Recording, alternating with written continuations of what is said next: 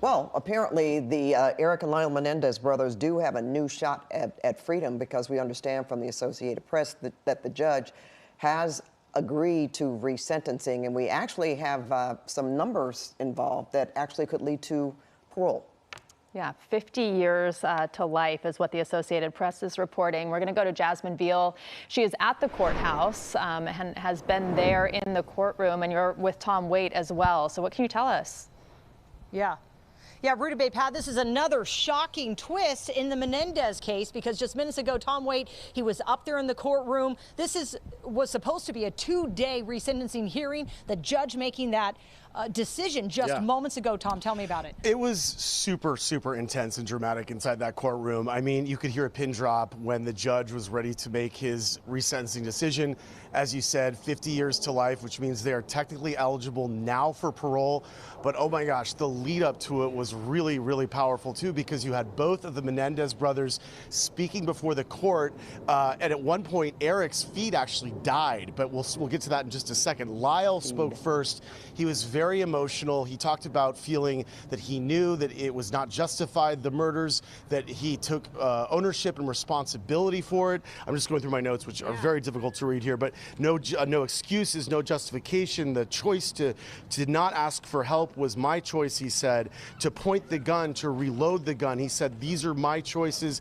I take responsibility. Now, it was interesting to hear him say that, because one of the primary, if not the primary, argument from the DA's office was that the brothers did not take responsibility for their crimes, but they did say over and over again, I did this. I am sorry. I know I robbed my parents of a full life. I know that this is my choice. Those are things. And during this time, Lyle was very emotional. The family could be heard crying. There was people were wiping their noses. They were getting choked up. I could hear them. I was sitting about a row, not a row, like just a few feet over. Away, I was sitting with them at one point when I first got into the courtroom. I was seated with them, and I realized very quickly. And here comes Geragos. There we go. Yeah, so we're going to listen to what Geragos has to say, their defense attorney. Okay.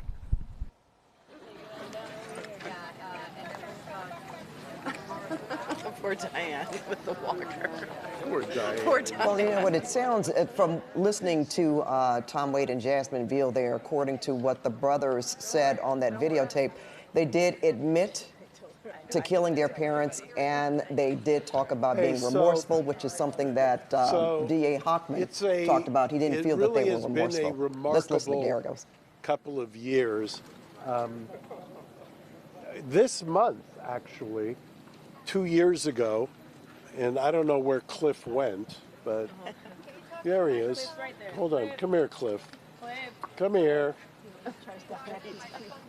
Only when Cliff gets up here. Hey, guys. Cliff Gardner. 2 years ago, Cliff and I were talking about another case, and he mentioned the Menendez brothers, and it was a case that I obviously had followed, and he said he had prepared, and he was about to file a pro per, believe it or not, writ of habeas corpus. 2 years ago, I said, well, you know what, Cliff, we talked about it. We enjoy working together.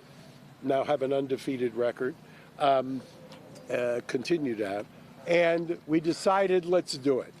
I don't think he, who does nothing but post-conviction work, or me, who I hate doing post-conviction work, ever thought 2 years later we'd be standing here after 35 years with this wonderful family who I've grown to love like my own family. And now we see the pot at the end of the rainbow, so to speak, or their freedom. I want to do a hat tip to Judge Jessic, who was able to cancel out all the noise surrounding this, all of the grandstanding, all of the political back and forth, and he did what the code section said he should do. He did what justice said should happen, and he struck the special circumstance, and he sentenced them to 50 to life, which means they're immediately eligible. For those who don't know, in a couple of weeks, there is already a clemency hearing set. There's also a response due in the habeas next month. Yes. Next month, and so all bets are still on. The resentencing has happened. I actually made a call. First call I made was to Leslie Abramson. I couldn't get a hold of Leslie. It went straight to voicemail. I have long admired Leslie. I think about her often in this courthouse, actually, because one of the last trials she did was in this courthouse. She did say something a number of years ago that no amount of TikTokers was going to ever change anything. And so I was calling to tease her. And so, Leslie, I will tell you, it's a whole different world we live in now. And one of the things that I think is important is to recognize that, like the legislature has done, we have evolved. This is not the 90s anymore. We have a more robust understanding of a lot of things. And I hat tip to the family, and I'll let them, after we answer a couple of questions, speak about what this means to them.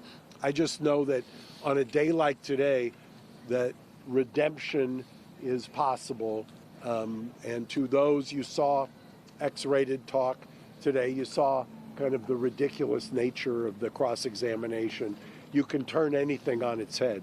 The fact is, the Menendez brothers have done remarkable work, and today is a great day after 35 years. Did you talk to Erik and Lyle really quick after this? What's the reaction? I told them to call me on their burner phone. Are you disappointed that you guys don't have to face the parole board instead of him walking free tonight? Is there a little I argued, and I still believe that they should be out. Who are you? Mark Geragos. How are you? Hi. So I understand what's happening. The governor would only have that ability constitutionally if the parole board does it. Right now, what is pending is, because it's 50 to life, they're immediately eligible. The first thing that is set is the clemency hearing, which is, I believe, on June 13th. So the clemency board, and this is something new, will make a recommendation to the governor, and then the governor will take action either before or after. So, yes, Jim. People thought around Thanksgiving, you said, I want them to be home by then, and people said that's never going to happen. You said they will be resentenced. This is a huge victory for you and for the family, clearly. What do you think a realistic timeline is now to finally see freedom for others? I've said ever since my failed prediction of Thanksgiving dinner that 2025 would be their year. I mean, they got caught, ironically, they've been caught in politics 30 years ago in a DA's race. They got caught in politics now in 2024. And I'm hopeful now that Judge Jessup did what he was supposed to do. And I'm hopeful that now that the right thing will be done and they'll walk out. You know, they've got a family, and I think the takeaway for me today was that the family, this has become, their trauma has become kind of the subject of prurient interest. But they are a real family, real people who have lived through unimaginable horrors. And I'm hopeful and glad that we're one huge step closer to bringing the boys home. Thanks. Yes. Are you concerned about it getting held up on an appeal? No, I'm not concerned with that. I think at this point, the record is such that the code section calls for this. This was from my mind, this was the minimum that they should get. It also, somebody mentioned this to me in the courtroom just now. This is a decision that I think will reverberate in the criminal justice system. One of the things that we have argued all along, and what the judge said today, the judge commented today, this is one of the most remarkable, and he used that term, remarkable transformations. And he said, while the crime was truly horrific and remarkable, the 35 years since, what they have accomplished is remarkable, with no hope. And we've said that since day one. And so with no hope, this encourages people who are incarcerated to make the right decisions, to take the right path. So it's just a win-win on so many levels. And I will let the family talk. I could not, yes. Mark, I have not talked yet to Joan, but I'm hoping I'll let the family say that. I'll let the family say that. I need to smoke a cigarette. Mark, do you have a fucking lighter?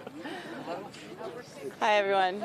Mark, This is a good day. It's Mr. Hochman's PR person.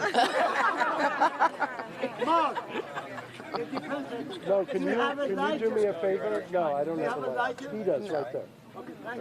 You're welcome. You tell Mr. Hochman does. He's right over there. He's hiding in the bushes. We have a lot of thank yous today from the family. Mark Geragos, Cliff Gardner. You're going to call me in 3 minutes?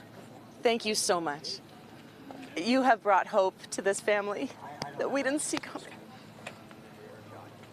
You know, we would be remiss if I didn't thank Alexandra Kazarian, my partner who's here behind me, if I didn't thank Milena Blake and Mike Romano.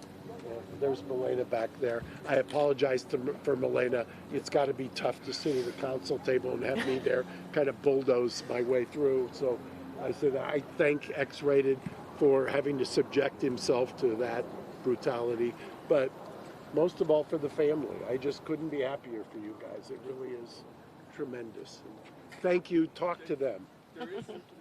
This is the step in the right direction, but is there any worry or hesitation at all about brothers facing the parole board? Okay, yes. So, right, this is a step towards the parole process. Of course, June 13th, they will meet with the parole board. And, you know, in the state of California, it's a pretty stringent process. So we are very hopeful. I thanked Mark. I thanked Cliff. There's an entire legal team. But ultimately, we are here today with this result because of Erik and Lyle, because they chose to live their lives with clarity and a purpose of service that the judge was impressed by. And so a huge thanks to them, too, for being the kind of people that we could bring home. what would you like to hear then? What is it like for you to hear the brothers speak in their own words and say in no uncertain terms what they did to school, they blamed no one but themselves, they asked for forgiveness, and they thanked the family, and they embrace you with love and hope? It was very moving. I think everybody in the courtroom was moved by that.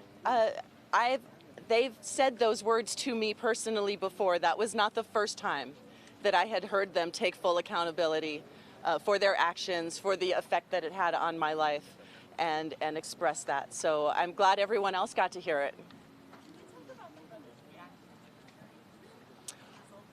I haven't talked to them yet. Yes.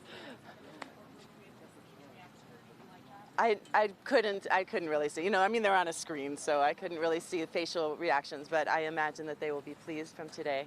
You know.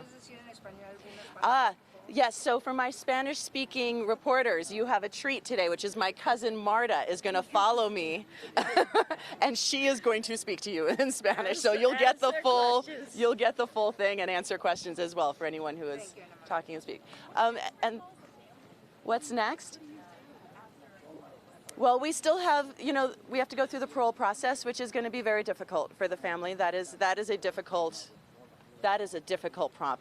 process for the family to go through.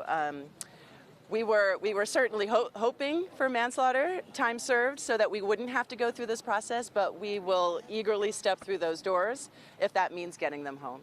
So also I want to say a thank you before I forget to Judge Jessic for being fair, for reading the law as it was written. Like Mark said, for not getting caught up in the drama of the situation, but for simply applying the law. So grateful to him as well. I am so happy that I wore waterproof mascara is how I'm feeling, because I have been crying all day long. So these are tears of joy for sure, and we're very excited.